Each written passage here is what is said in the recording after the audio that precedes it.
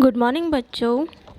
Last video में हमने कल्पना चावला के बारे में पढ़ा था और उसके बाद आज हम करेंगे इस वीडियो के अंदर उसके आगे जो एक स्टोरी है ब्यूटी। ये जो आपको स्क्रीन पे दिख रही है ये उसके आगे एक पोएम है ना। तो आज हम ब्यूटी ये जो पोएम है ये आज इस वीडियो में करेंगे, इसके क्वेश्चन आंसर्स करेंगे जो चैप्टर से रिलेटेड हैं। ओके, तो मैं आज आपको ब्यूटी जो चैप्टर है ये बताऊंगी और इसकी जो राइटर हैं वो उनके बारे में बताऊंगी, ठीक है। तो मैं चलो हम स्टार्ट करते हैं। Beauty, what is beauty? Beauty क्या होती है?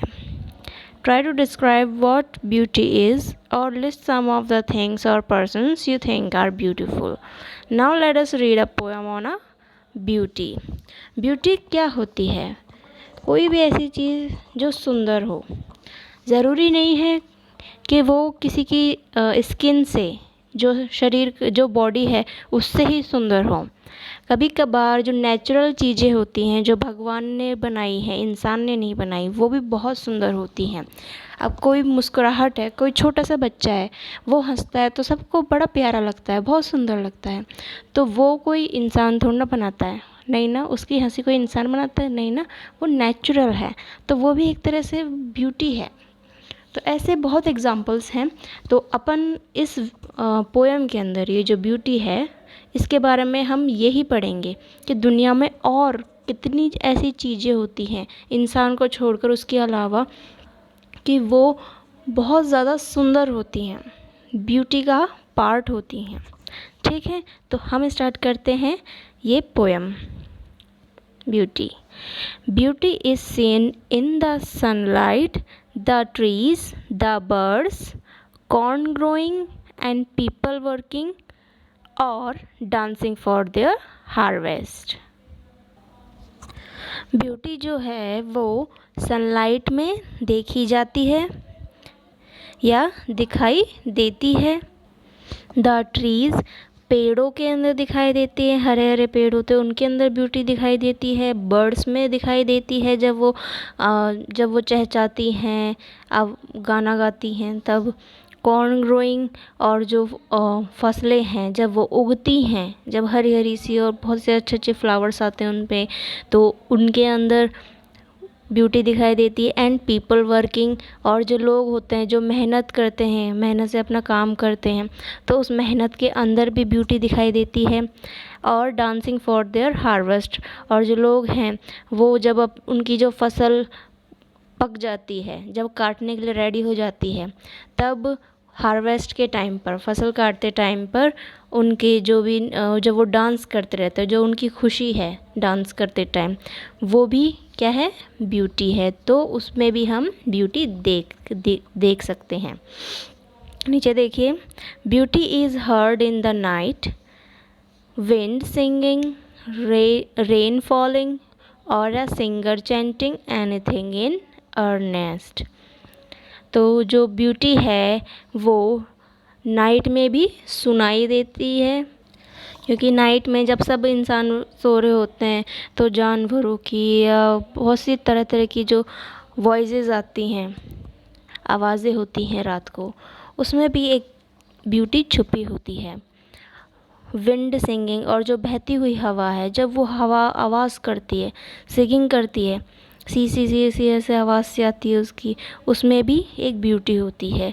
रेन फॉलिंग, जब बारिश की बूंद गिरती है तो उस बूंद में टप टप टप टप जैसी आवाज़ होती है, तो उसमें भी एक ब्यूटी होती है।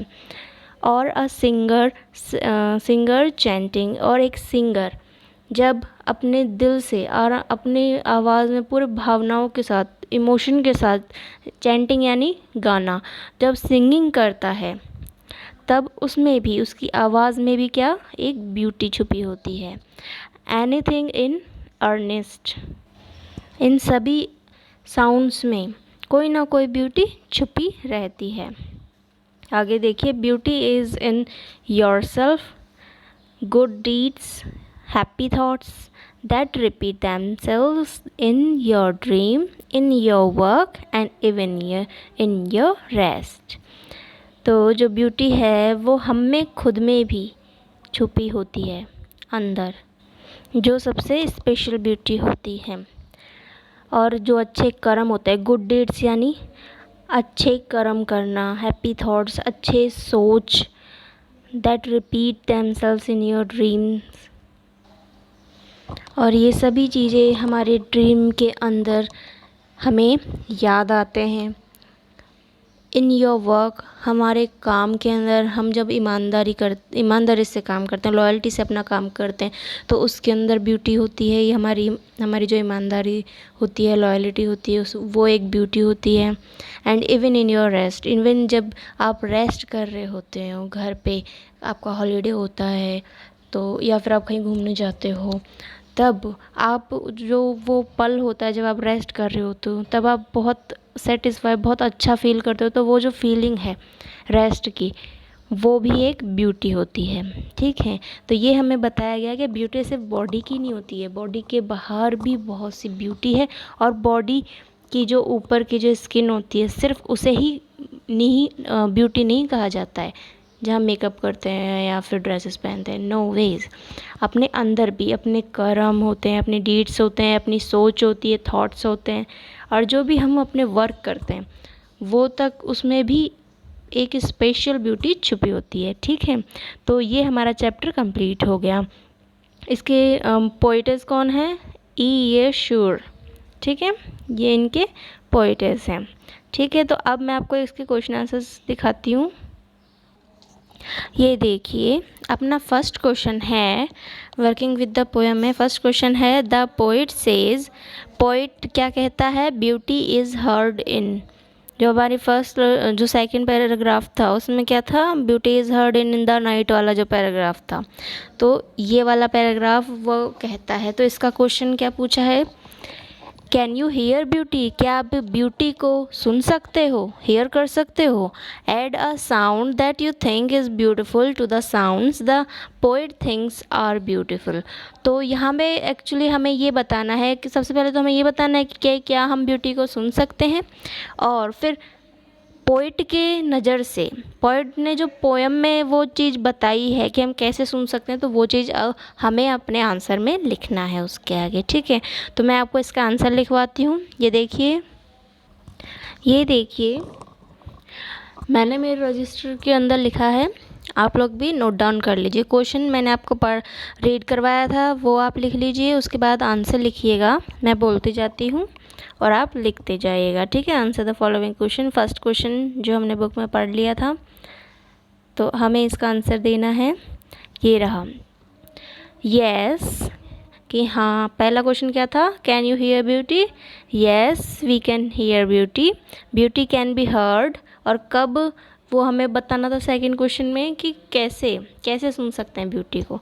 तो आगे देखिए, yes, beauty can B heard, HEARD, heard, beauty सुनी जा सकती है। वैन, कब? वैन ड्राई लीव्स रस्टल, जब सूखी पत्तियाँ, रस्टल यानी सूखी पत्तियाँ जब गिर जाती है और फिर हवा से जब चलती है, पतझड़ के मौसम में, आपको ध्यान हो, जो उसकी आवाज़ होती है, तो उसमें ब्यूटी सुनी जा सकती है। When little birds chirp, CHIRP, chirp, और जो छोटे जो बर्ड्स होती हैं, लिटिल बर्ड्स जो पैदा होती हैं, बिल्कुल छोटे से चूज़े जो होते हैं, जब वो बोलते हैं, चिर्प करते हैं यानी बोलते हैं, तो उसके अंदर भी हम ब्यूटी को सुन सकते हैं। और ट्विटर, चिर्प और ट्विटर मतलब वो बोलते हैं या फिर वो गाने लगते हैं, ट्विटर वही बातें कर रहे होते हैं या गाने गा रहे होते हैं, छोटे लिटिल बर्ड्स, तो उसमें हम ब्यूटी को सुन सकते हैं। वैन इनोसेंट चिल्ड्रन लाफ, जो बिल्कुल छोटे से बच्चे होते हैं, जो बहुत छोटे होते हैं, जब वो हंसते हैं, जब दिल से हंसते हैं, बिल्कुल छोटे से, जैसे लाइक जिनको बैठना भी नहीं आता, जो गोद में होते हैं, बिल्कुल छोटे, एक साल के भी नहीं, 1 साल से भी छोटे, तो वो जब हंसते हैं तो उनके हंसने में हम ब्यूटी को सुन सकते हैं। There are many other things in the nature, ऐसी बहुत सी अदर थिंग्स हैं नेचर के अंदर, in which one can hear beauty, जिसके अंदर हम कोई भी ब्यूटी को सुन सकता है। ऐसे और भी कई एग्ज़ाम्पल्स हैं जो सेलेक्टिव एग्ज़ाम्पल्स हैं जो हमने ऊपर पढ़े वो तो हैं ही, उसके एडिशन में और भी बहुत सी हैं ऐसी दुनिया में चीज़ें जहाँ पे हम ब्यूटी को सुन सकते हैं। ठीक है, तो अब देखिए सेकंड क्वेश्चन। ये देखिए बच्चों, सेकंड जो क्वेश्चन है अपना वो है read the first and second stanza of the poem again, कि जो फर्स्ट स्टेंजा है और जो सेकंड स्टेंजा है, स्टार्टिंग के जो दो स्टेंजाज हैं उनको दोबारा पढ़ो पोएम के अंदर। नोट द फॉलोइंग फ्रेजेस, जो उसके अंदर फ्रेजेस आए हुए हैं वो यहाँ पर नोट किए गए हैं, है ना। उन फ्रेजेस के अंदर हमें क्या करना है, उन्हें पूरा करना है। फ्रेजेस क्या हैं, फॉलोइंग फ्रेजेस कौन से हैं, कॉर्न ग्रोइंग, पीपल वर्किंग और dancing and singing, SIGHING singing, rain falling, a singer chanting. ये कुछ सेलेक्टिव आपको दे रखे हैं, है ना। तो हमें क्या करना है, this could be written as, जैसे स्टार्टिंग के जो दो थे वो इसने चेंज करके बताए हैं कि हमें कैसे चेंज करना है फ्रेजेस में। तो कॉर्न ग्रोइंग था तो this could be written as, first देखिए कॉर्न दैट इज़ ग्रोइंग, तो यहाँ पर हमें जो कनेक्टिव्स हैं वो लगाने हैं। ये देखिए corn that is growing, corn growing का पूरा फ्रेज क्या हो जाएगा, corn that is growing. Second क्या था, पीपल वर्किंग, तो पीपल हु आर वर्किंग और dancing, people who are working और डांसिंग।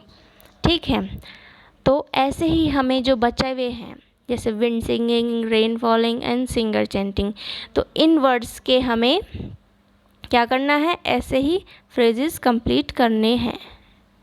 ठीक है, तो लास्ट में देखिए क्या क्या बोल रहा है, can you rewrite the other phrases like this, क्या आप इसी तरीके से जो बचे हुए फ्रेजेस हैं उनको रीराइट कर सकते हैं, दोबारा इसी तरीके से लिख सकते हैं। Why do you think the poet uses the shorter phrases, और आपको ऐसा क्यों लगता है कि जो पोइट हैं जिन्होंने ये पोएम लिखी है उन्होंने ये फ्रेजेस को छोटा करके क्यों लिखा है। ठीक है, तो वो आपको रीज़न देना है। ठीक है, तो ये अपना लास्ट क्वेश्चन है इस चैप्टर का, ये इसका आंसर मैं आपको लिखवाती हूँ। ये देखिए सेकंड क्वेश्चन मैंने आपको वहाँ पे लिखवा दिया था बुक के हैंडराइटिंग में। ठीक है, आंसर मैं अपनी हैंडराइटिंग में यहाँ पे लिख रही हूँ। ठीक है, तो देखिए आंसर क्या है, अदर फ्रेजेस, पहले हमें अदर फ्रेजेस को रीराइट करना था, तो लिखिए अदर फ्रेज क्या है, विंड दैट इज़ सिंगिंग, हमारा पहले क्या था, विंड सिंगिंग था, तो wind that is singing, SIGHING singing. दूसरा है रेन दैट इज़ फॉलिंग, तो हमारा क्वेश्चन में क्या था, रेन फॉलिंग था, तो रेन दैट इज़ फॉलिंग, ये दूसरा फ्रेज है। थर्ड क्या है, singer who is chanting, question में क्या बोला था, आ सिंगर चैंटिंग, है ना, तो इसका पूरा फ्रेज क्या होता है, singer who is chanting, CHANTING, who is chanting. फिर हमसे पूछा गया था कि क्या आपको ऐसा क्यों लगता है कि जो पोइट हैं उन्होंने क्यों लिखा होगा शॉर्ट फ्रेज, तो उसका आंसर है आई थिंक, इसी के आगे लिखना है आपको भी, I think the poetess uses the shorter phrase so that, ये क्वेश्चन की लाइन है स्टार्टिंग वाली, I think the poetess uses the shorter phrase so that, ताकि किस लिए शॉर्टर फ्रेज यूज़ किए, ताकि so that the purpose of rhyming, RHYMING, rhyming may be fulfilled, ताकि जो लय है, जो गाने का सुर है, राइम है पोएम का, वो बना रहे। तो ये जो एंडिंग है एंडिंग के अंदर इसीलिए इन्हें शॉर्ट फ्रेज कर यहाँ पे लिखा है पोइटेस ने। अगर वो बड़े लाइंस लिखेगा तो वो पोएम थोड़ी ना बनेगी। अब जैसे आपके वो देखिए, आपने बचपन में पढ़ी होगी, जैसे मछली जल की रानी है, जीवन उसका पानी है ना। तो जो रानी है और पानी है ये एक जैसे सुनने में आते हैं ना, सुनने में, तो ये ऐसे ही राइमिंग फुलफ़िल हो सके इसीलिए उसने एंडिंग में ये इन वर्ड्स को शॉर्ट करके लिखा है। ठीक है, तो आपको समझ में आ गया। तो ये अपना जो चैप्टर था ब्यूटी वो कंप्लीट हो चुका है। तो अब आपको जो भी मैंने आपको लिखवाए हैं क्वेश्चन आंसर्स वो और बाकी आपको ये सही राइटिंग में सही वर्ड्स के साथ कॉपी में फेयर आउट करना है। इसके बाद हम जो नेक्स्ट चैप्टर है, अपना जो पोएम के बाद एक स्टोरी का जो चैप्टर है वो हम नेक्स्ट वीडियो के अंदर करेंगे। ठीक है, जो है are different kind of school. ठीक है, तो वो मैं आपको नेक्स्ट वीडियो में उसकी स्टोरी पढ़ाऊँगी। ठीक है, और फिर हम दोबारा से जैसे वो क्योंकि हर चैप्टर के बाद में क्या पोएम्स हैं, तो आप लोग अपनी जो पोएम्स हैं और जो भी आप देख रहे हो ये वीडियोस यूट्यूब पर भी आपको अवेलेबल होंगी, और इसके साथ ही अपनी जो स्कूल की ऐप है उसके अंदर भी सेम पोएम्स के लिए अलग फोल्डर बनाया हुआ है, ऑल पोएम्स ऑफ हनीशक्ल, और हनीशक्ल करके बुक का नाम लिखा हुआ है, उसके अंदर आपको सारे चैप्टर्स मिल जाएंगे स्टोरी का, और ऑल पोएम्स ऑफ हनीशक्ल के अंदर आपको सारी पोएम्स मिल जाएंगी। ठीक है, तो वो वहाँ पर भी आपको अवेलेबल होंगे। तो क्वेश्चन आंसर्स वगैरह यूट्यूब से ले लीजिए या फिर आप वहाँ पे जाकर आप वहाँ से लिख सकते हैं। ठीक है, इसको पॉज करके और लिख सकते हैं आप लोग, लेकिन वर्क कंप्लीट रखें। ओके, ठीक है, तो नेक्स्ट वीडियो मैं अभी जल्द ही डाल दूँगी। ठीक है, ओके, थैंक यू।